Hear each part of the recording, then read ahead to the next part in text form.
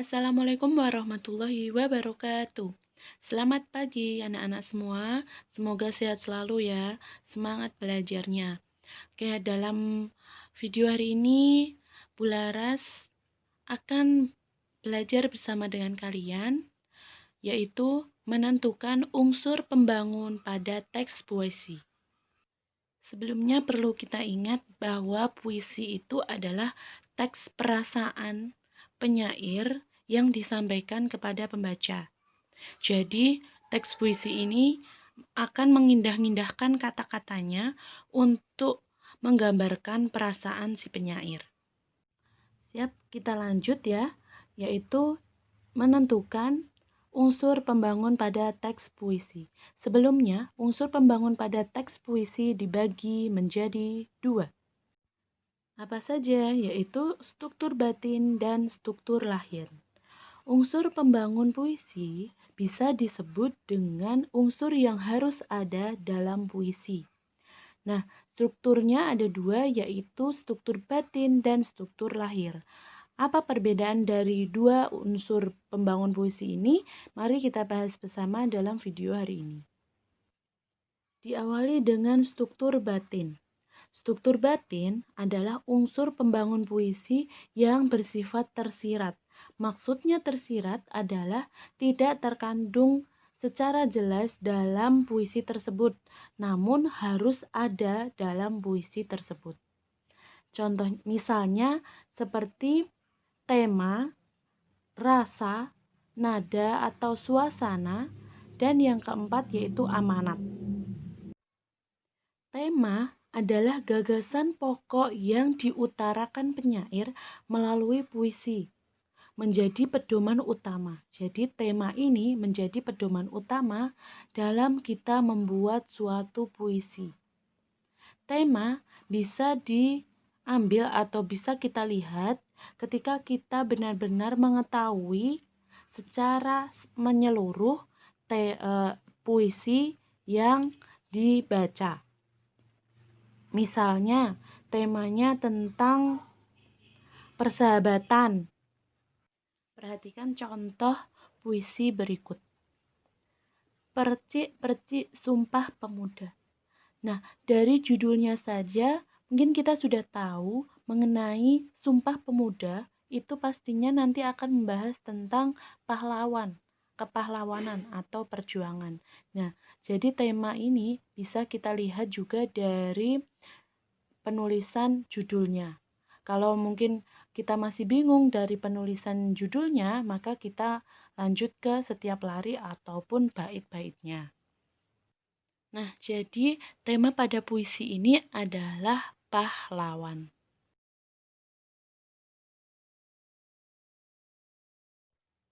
Lanjut, struktur batin yang kedua yaitu rasa. Nah, rasa adalah perasaan penyair dalam menulis puisi tersebut.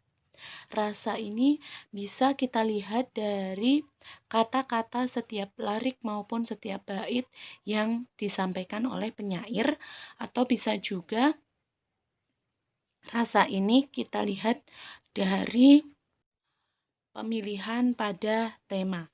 Jadi rasa berkaitan dengan tema. Nah, kita contohkan lagi puisi yang tadi. Temanya tadi adalah perjuangan. Nah, bisa kita lihat dulu dari temanya yaitu perjuangan, berarti rasa atau perasaan penyair dalam menyampaikan puisi itu adalah misal semangat atau berduka atau sedih. Nah, coba kita baca dari satu baitnya.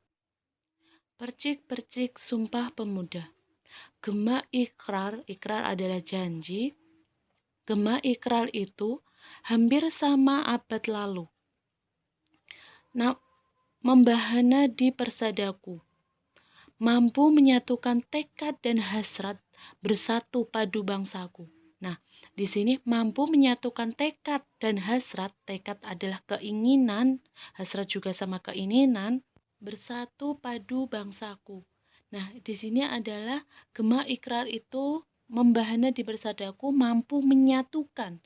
Berarti di situ tema atau rasanya adalah semangat perjuangan. Berarti rasa sama dengan semangat.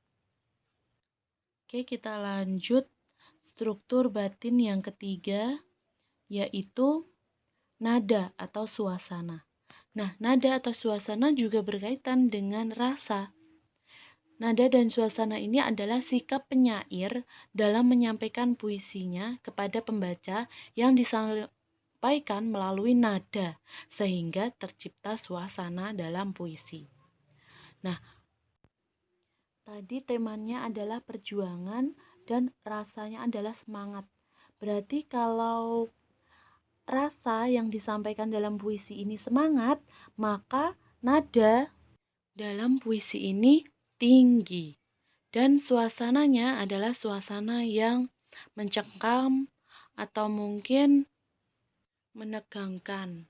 Nah, itu nada dan suasananya. Kita lanjut di struktur batin yang keempat, yaitu amanat. Nah, amanat adalah pesan atau nasihat yang ditangkap.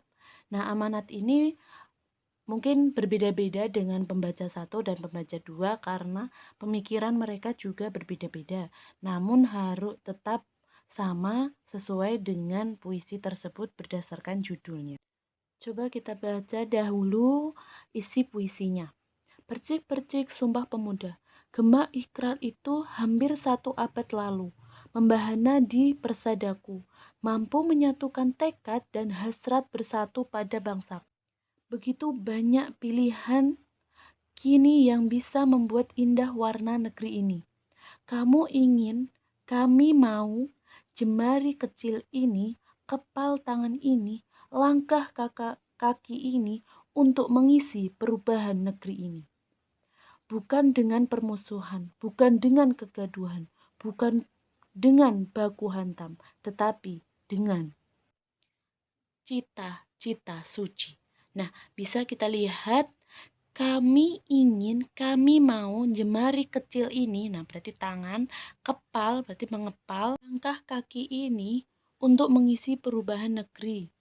Nah, berarti kamu diajak untuk mengisi perubahan negeri bukan dengan permusuhan, kegaduhan, baku hantam, melainkan dengan cita-cita suci. Nah, berarti pesannya adalah sebagai pemuda bangsa atau penerus generasi bangsa untuk melakukan suatu perubahan terhadap negeri agar tetap berada pada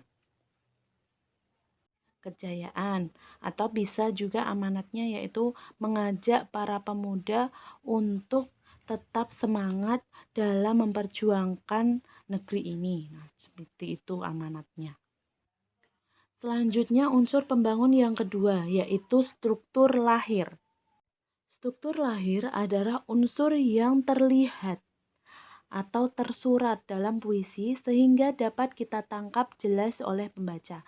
Nah, kebalikannya dengan struktur batin, struktur lahir ini secara jelas berada pada puisi. Jadi, kita bisa langsung melihat struktur-struktur ini atau unsur-unsur ini pada puisi langsung. Yang pertama yaitu diksi atau pilihan kata. Nah, dalam puisi kita harus memilih-milih kata yang tepat, yang jelas, yang dilakukan penyair untuk apa? Untuk mengungkapkan isi puisi yang ditulisnya. Misalnya pilihan kata ikrar dalam puisi ini, yaitu menggambarkan janji para pemuda mengenai perubahan negeri ini, agar negeri ini tetap meraih kesuksesan atau tidak dijajah oleh orang lain atau negara lain. Nah, seperti itu. Jadi pilihan kata kata dalam puisi ini memiliki arti atau maksud. Struktur unsur lahir selanjutnya yaitu rima, ritme atau metrum. Rima adalah persamaan bunyi pada puisi, baik di awal, di tengah, maupun akhir baris puisi. Rima atau irama adalah alunan yang terjadi dalam membacakan puisinya. Panjang pendeknya bunyi, keras lembutnya tekanan. Nah, ini bisa dilihat dari struktur batinnya tadi tentang rasa, tentang tema. Metrum adalah ukuran irama yang ditentukan oleh jumlah dan panjang suku kata.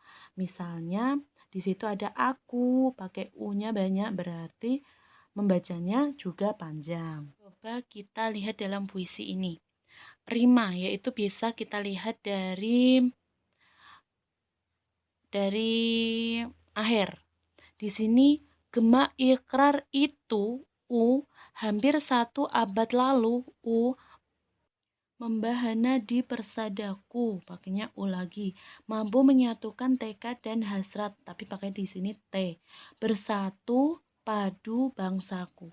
Nah, kita lihat dari satu bait saja di sini tidak ada yang sama pengucapannya. Berarti rima yang digunakan adalah rima AB. Misalnya kok di situ pakai A semua, persamaan bunyinya dari akhir, berarti rimanya adalah A. Unsur lahir selanjutnya yaitu imaji atau citraan. Imaji atau citraan adalah kata atau susunan kata-kata yang dapat mengungkapkan pengalaman indrawi seperti penglihatan, pendengaran, dan perasaan. Nah, ini bisa kita lihat perlariknya atau larik dalam satu bait. Nah, misalnya di sini larik 1. Gema ikrar itu. Gema adalah menggema, berarti pendengaran ya. Menggema, mendengung. Ikrar, pengucapan itu. Jadi larik 1, gema ikrar itu adalah citraan pendengaran. Misal lanjut lari keempat. Mampu menyatukan tekad dan hasrat. Mampu menyatukan berarti di sini kita melihat tekad dan hasrat ini bersatu. Mampu menyatukan itu adalah citraan penglihatan. Citraan atau imaji ini bisa ditulis satu larik. Jadi larik seluruhnya. Nah, yang selanjutnya adalah kata konkret. Kata konkret adalah kata yang dapat ditangkap dengan penglihatan, pendengaran, dan raba. Kata konkret ini biasanya dalam puisi menyimbolkan sesuatu. Misalnya kata ikrar. Nah, ikrar ini adalah kata konkret, kata yang bisa ditangkap oleh indrawi, yaitu perasa. Nah, kata konkret menyimbolkan sesuatu. Ikrar di sini menyimbolkan suatu janji para pemuda kepada negeri ini. Nah, jadi janji yang diucapkan oleh pemuda untuk bangsa ini atau negeri ini. Unsur selanjutnya yaitu tata wajah atau tipografi. Adalah tatanan kata, kalimat, larik, bait dalam puisi. Misalnya di situ penulisannya dengan awalan kapital semua, tepi kanan, tepi kiri maupun tengah-tengah. Nah, jadi tata wajah atau tipografi ini adalah penulisan puisi di dalam buku maupun di dalam penulisannya. Coba kita lihat dalam puisi ini. Apakah dia menggunakan huruf kapital semua? Berarti tidak. Nah, puisi ini ditulis dari tepi kiri semua. Nah, jadi tata wajah atau tipografi pada puisi ini adalah tepi kiri. Unsur selanjutnya yaitu majas. Majas adalah gaya bahasa yang mengandung kiasan. Kiasan adalah makna yang tidak sebenarnya untuk memperindah bahasa dalam konotasi pada puisi.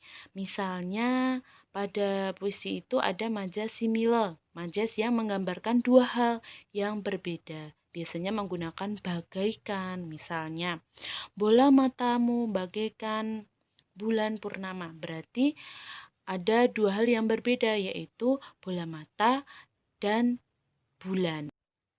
Antitesis yaitu gaya bahasa yang mengandung gagasan yang bertentangan atau berlawanan. Misalnya siang dan malam menunjukkan waktu. Berarti kan di situ gagasannya berbeda, yaitu siang dan malam dengan waktu. Contoh lagi majas hiperbola. Hiperbola yaitu gaya bahasa yang mengandung unsur berlebihan. Jadi, pengungkapannya adalah dilebih-lebihkan.